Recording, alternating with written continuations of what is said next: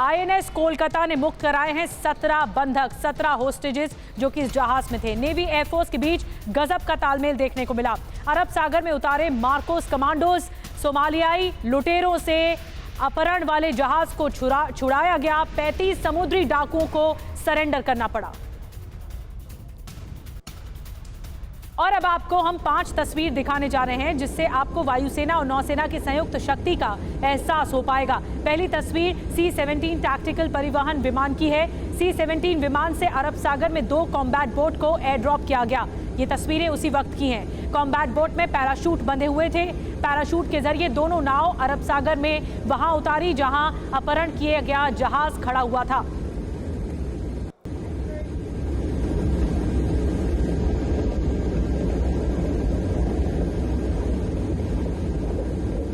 ये तस्वीरें बताती हैं कितनी शानदार तस्वीरें हैं और शौर्य को दिखाती हैं। अब आपको दूसरी तस्वीर दिखा रहे हैं। बोट के साथ साथ मार्कोस कमांडोज को भी आसमान से समंदर में पहुंचाया गया। C-17 विमान से अटैक बोट गिराने के बाद मार्कोस कमांडोज को भी एयर ड्रॉप किया गया। मार्कोस कमांडोज के समंदर में पहुंचने के बाद उन्होंने बेहद कम समय में अटैक बोट को ढूंढा और उनको एक्टिवेट किया और अपनी पोजिशनिंग ले ली। ये देखिए, C-17 से कूदे हैं मार्कोस और पैराशूट का सहारा लिया गया। उसके बाद इसी सीधा बोट पर लैंडिंग हुई है, इसी जहाज पर लैंडिंग हुई। और एक और एक्शन की तस्वीर दिखाते हैं। सोमालियाई डाकुओं ने जिस जहाज का अपहरण किया था उसमें माल्टा का झंडा लहरा रहा था और ये भारतीय तट से करीब 2600 किलोमीटर दूर था। इसमें 37,800 टन माल लदा हुआ था जिसकी कीमत करीब $1 मिलियन थी। नेवी का हेलीकॉप्टर लगातार इस जहाज के ऊपर मंडरा रहा था। समुद्री डाकुओं के अलावा डेक पर बंधक बनाए गए 17 लोगों को साफ साफ यहां पर देखा जा सकता था। जानकारी मिलते ही आईएनएस कोलकाता इस जहाज के बिल्कुल पास पहुंच चुका था। मार्कोस कमांडो भी CRRC बोट के जरिए इस जहाज की घेरेबंदी कर चुके थे। तो एक एक ऑपरेशन की टाइमलाइन आपको बता रहे हैं कब क्या हुआ और फिर ये पूरे ऑपरेशन को अंजाम दिया गया। अब एक और तस्वीर आपको दिखाते हैं। आईएनएस कोलकाता से बंधकों के खिलाफ ऑपरेशन शुरू किया गया। आईएनएस कोलकाता से फायरिंग की जाने लगी और गोले दागे जाने लगे। इसके जरिए समुद्री लुटेरों को चेतावनी दी गई, उनसे सरेंडर करने को कहा गया। समुद्री लुटेरों ने 17 बंधकों को ह्यूमन शील्ड की तरह इस्तेमाल करने की कोशिश की। आईएनएस कोलकाता की गोलीबारी के सामने बंधकों को खड़ा कर दिया गया, लेकिन नेवी मार्कोस कमांडो की दिलेरी के सामने समुद्री जो लुटेरे हैं उनकी नहीं चली। जब असली ऑपरेशन शुरू हुआ तो समुद्री डाकुओं की हालत पतली हो गई। ये देखिए, सरेंडर किया है समुद्री डाकुओं ने जैसे ही उन पर अटैक किया गया मार्कोस कमांडोज की तरफ से।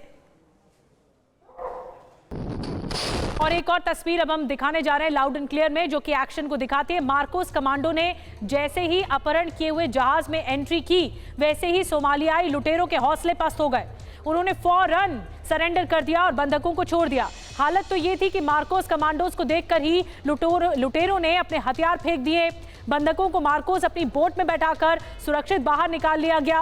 वायुसेना के साथ साथ नौसेना के लिए भी ये ऑपरेशन मुश्किलों भरा था, लेकिन पूरी जांबाजी और बहादुरी से इसे अंजाम दिया गया। अंजू निर्वाण के पास चलते हैं, सीधे वहीं से हमारे साथ इस वक्त लाइव जुड़ी हैं। अंजू, एक बड़ा ऑपरेशन था और कई घंटों के बाद इसे अंजाम दिया गया, लेकिन यहाँ पर भारतीय नेवी की या फिर वायुसेना की यहाँ पर तारीफ करनी होगी कि एक एक स्ट्रैटेजी बनाकर समुद्री लुटेरों पर काबू पाया गया है। बिल्कुल निधि, और जिस तरीके से ये पूरी तस्वीर निकल कर आई है, हमारे जो मार्कोस है यानी जी अंजू आपके आवाज़ में हम तक नहीं पहुंच रही है स्पष्ट। एक बार फिर से संपर्क करेंगे, दोबारा अंजू के पास चलेंगे, लेकिन और 4 तस्वीरें आपको दिखा देते हैं। एक एक तस्वीर आपको हम लगातार एलाबोरेट करके बता रहे हैं। नेवी एयरफोर्स में किस तरह से के तालमेल था ऑपरेशन को लेकर। अरब सागर में मार्कोस कमांडोज को जो उतारा गया वो तस्वीरें भी सामने आई। C-17 विमान के जरिए 17 बंधकों को मुक्त कराया गया। 35 समुद्री डाकुओं का सरेंडर भी फिर सामने आया है।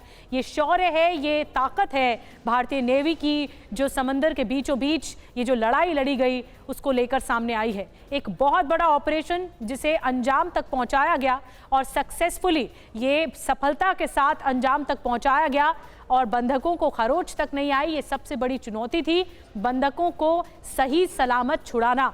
17 बंधकों को मुक्त कराया गया है इस जहाज से और फिर इस डेक में जहां पर समुद्री लुटेरे थे यानी सोमालियाई डाकू, उन्हें भी सरेंडर करने पर मजबूर किया भारतीय नेवी ने। अंजू एक बार हमारे साथ फिर जुड़ गई हैं। हाँ अंजू, ये वायुसेना का और जो नौसेना का जो जॉइंट और ऑपरेशन रहा वो काफ़ी सक्सेसफुल रहा। एक तरह से ब्रह्मास्त्र के रूप में स्ट्रैटेजी काम की दोनों ही सेनाओं की।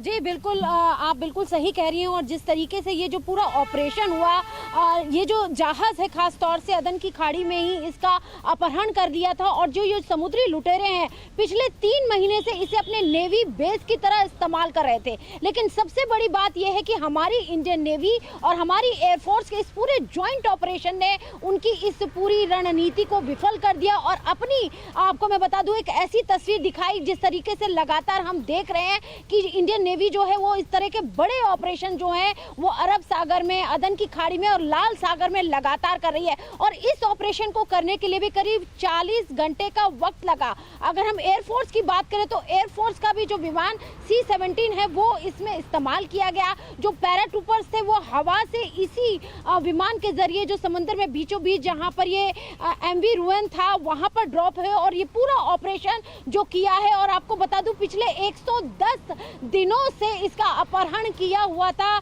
ये जो समुद्री लुटेरे हैं, लेकिन इस पूरे ऑपरेशन को बेहद कामयाबी पूर्वक जो है हमारी जो नेवी है, हमारी जो वायुसेना है, उन्होंने मिलकर किया है। और मार्कोस की खासतौर से ट्रेनिंग इसीलिए की जाती है, उनकी एक हार्ड ट्रेनिंग होती है कि समंदर के बीचों बीच किस तरीके से जो एंटी पायरेसी वाले जो ऑपरेशन है उनको अंजाम देना है। और ये ऑपरेशन इस बात की जीती जागती तस्वीर है कि हमारे जो नेवी है वो कितनी अच्छे तरीके से पूरे ऑपरेशन को कर रही है। और अगर हम एसेट्स की बात करें इंडियन नेवी के, इसमें INS सुमद्रा का इस्तेमाल हुआ, P-8I जो कि खास तौर से सर्विलांस का काम करता है, निगरानी का काम करता है, उस विमान का भी इस्तेमाल इस पूरे ऑपरेशन में किया गया। इसके साथ ही साथ UAV यानी कि जो अनमैन्ड एरियल व्हीकल्स होते हैं यानी ऐसे ड्रोन जो मानव रहित होते हैं उनका इस्तेमाल भी इस ऑपरेशन के किया गया, इसके अंदर किया गया। लेकिन सबसे बड़ी बात है कि जब हमारे जो चेतावनी जब हमारी फोर्स दे रही थी तो जो समुद्री लुटेरे हैं उनकी ओर से फायरिंग करने की कोशिश की गई, लेकिन उसके बाद जो तुरंत एक कार्रवाई होती है वो हमारे जो मार्कोस हैं, हमारी जो इंडियन नेवी के जो जवान हैं, अंजू यही सवाल और ये एक बड़ी तस्वीर है कि कैसे बिल्कुल यही बिग पिक्चर सामने ये आई कि मार्कोस कमांडोज ने जब मोर्चा संभाला, बिल्कुल अंजू आप ठीक कह रही है, मार्कोस कमांडोज ने उस ग्राउंड पर मोर्चा संभाला, उस डेक पर जहां पर ये लुटेरे थे। कई हजार में एक जवान चुना जाता है जो मार्कोस कमांडो बनता है और इसीलिए ये एक USP रही इस पूरे ऑपरेशन की। जी बिल्कुल, जो मार्कोस चुने जाते हैं वो बहुत, उनकी जो ट्रेनिंग होती है वो बहुत स्पेशल ट्रेनिंग होती है। हर कोई मार्कोस नहीं बन सकता और ये एक स्पेशल टास्क फोर्स होती है इंडियन नेवी की और वही लोग मार्कोस बनते हैं। और इस ऑपरेशन में आपको बताना चाहूँगी कि ये जो पूरा ऑपरेशन हमारे जो मार्कोस हैं उन्होंने किया, इस बात को पेश भी करता है कि इनकी ट्रेनिंग कितनी टफ होती है, क्योंकि सामने भी जिसके खिलाफ ये ऑपरेशन करना है वो भी हथियारबंद है, लेकिन कैसे उन पे काबू पाना है और कैसे उन्हें न्यूट्रलाइज करना है, ये तमाम तैयारी, ये तमाम गुर इन मार्कोस को सिखाए जाते हैं। और ये जो वीडियो जो इंडियन नेवी ने जारी किया है उसमें दिखाई दे रहा है कि ये पूरा ऑपरेशन कैसे समंदर और के बड़ी बीचों बात बीच अंजू किया। ये भी रही, मैं आपको रोक रही हूं बीच में, अंजू बहुत बेहतरीन तरीके से आप बता रहे हैं कि ऑपरेशन कैसे अंजाम दिया गया और बड़ी बात ये रही कि सभी बंधक सही सलामत हैं, उन्हें खरोच नहीं आई और यही चुनौती भी थी, इसी चुनौती को पार किया है और शौर्य का पराक्रम नेवी का सामने आया है। बहुत बहुत शुक्रिया अंजू, ये तस्वीर हम तक पहुंचाने के लिए, दिखाने